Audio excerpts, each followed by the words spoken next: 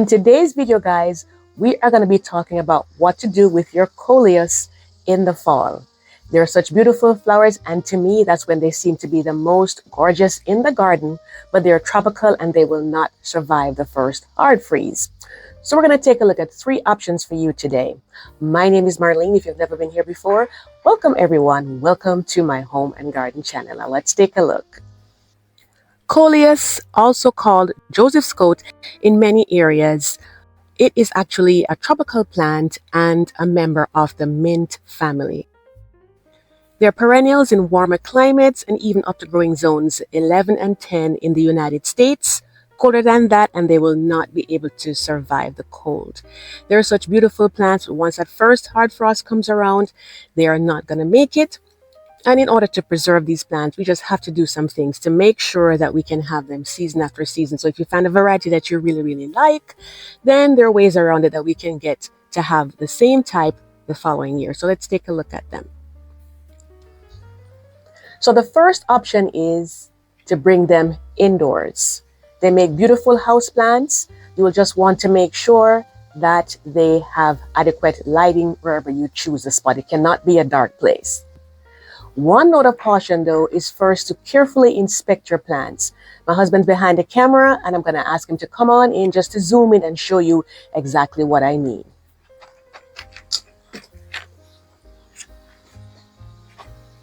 So if you look closely right in here, you will see that that's actually a wasp nest right there. See that, guys? Wasps.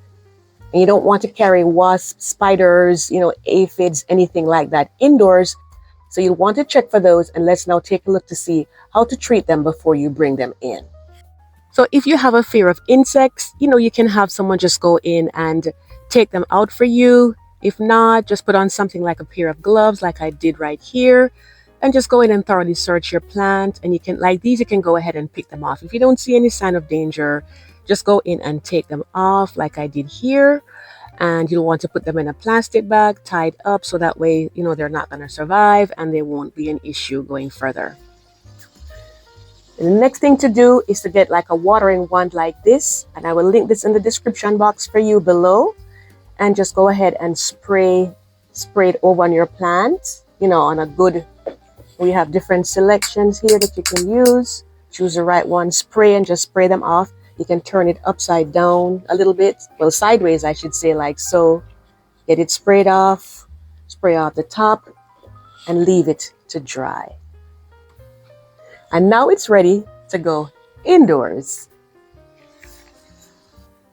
And this is actually my sister's, and you can see she put it in her living room, and I think it looks so nice, and she has a light source there to make sure that it's going to get all the light it needs throughout the winter.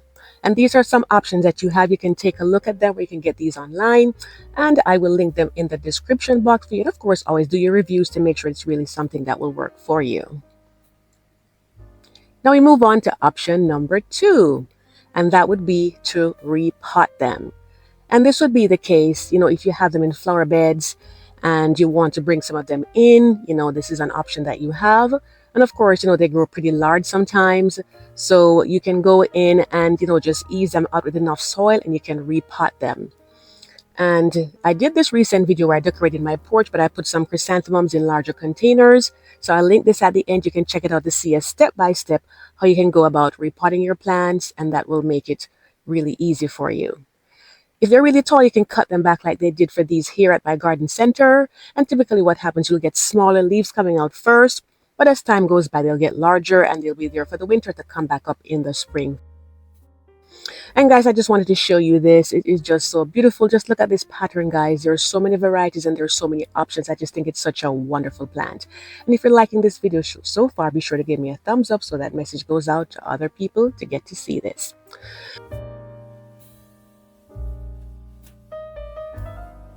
And guys, there's so many different containers that you could choose from. Just be sure that if they're self-watering like this one, you can see that it clearly is. If they don't have holes in the bottom, you'll want to put some in there. And some of them are pretty deep. So just look for the sizes that is going to be sufficient for your plant. And you don't want it to be large, too large for your plant either, because if it's too large, then your plant can actually go into shock because, it gets overwatered and it can actually cause root rot. So try to, match them up a little bit. Make sure that the size of your plant matches the container that you're putting it in. And you have so many different options. You want to be sure that you have a saucer for the bottom if it's going to be in an area where you don't want it to run and make a mess inside your house. So just a few things to bear in mind. And I just wanted to take a moment to invite you to subscribe to my channel if you've never done so before, and to ring the notification bell twice. I do weekly videos, typically on a Thursday. We have a wonderful community of gardeners here, and we just love to exchange ideas, and I love to see your sweet comments as well. There's also merchandise as well here for the fall season, but we have for all the different seasons. You can just click on the shopping icon and you can find everything that you need there. So the third option is to propagate them indoors over the winter, and they'll be ready for you in the spring. So let's take a look and see how we're going to do that. So right here, I've got this vase right here, and I like to have the clear one so I can see what's going on inside of it. And a reasonable size. We're just going to go in and, get a cutting from here. You have the internodes and the nodes, and we're going to be cutting above the node. So that way we have a little bit of stem left at the back. And if you have flowers at the top, you'll want to go in and pinch those off, because that encourages your plant to put its energy into roots than to, be putting out more flowers. And just cut it right there like I'm showing you there. Get a clean, sharp pair of pruners, and you can go ahead and put them there. And if it's a case where, your pruners are a little old or rusty, it's a good time to get some new ones. You can check out the link below and you can get one of those. And they typically have 4-cornered stems, and that's how you know that it's a part of the mint family, because they typically do have that. And it just means that the plant will catch on very easily. This is a very, very easy plant to propagate. You just go in and get your water. You stick it in there after you've taken off a few of the leaves at the bottom. You can take a few more off if you like than I did here, but we need to have a few leaves. And if you take a look and you see there are any little leaves left in there, you want to go in and take them off like I'm doing here, because when you have leaves falling off in there, then what happens is, it makes the water go, murky and all of that. And you don't want that to happen. You want water to be as fresh as you can have it.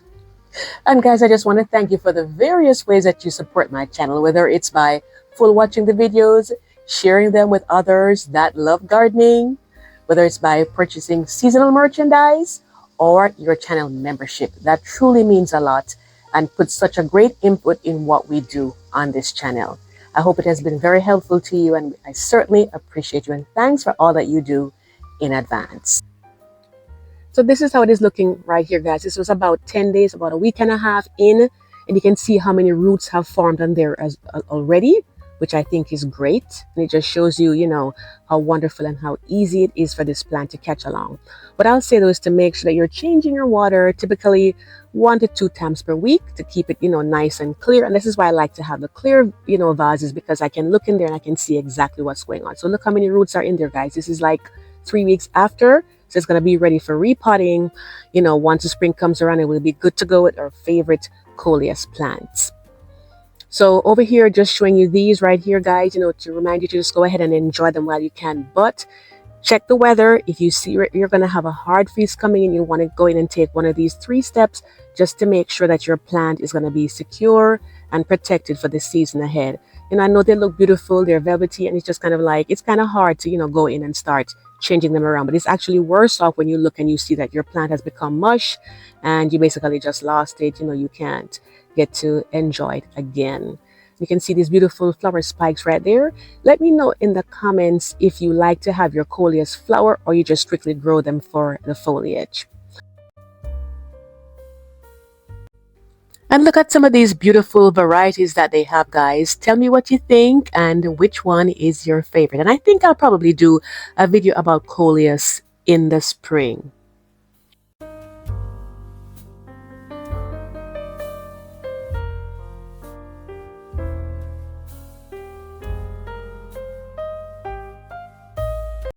I want to thank you all so much for watching.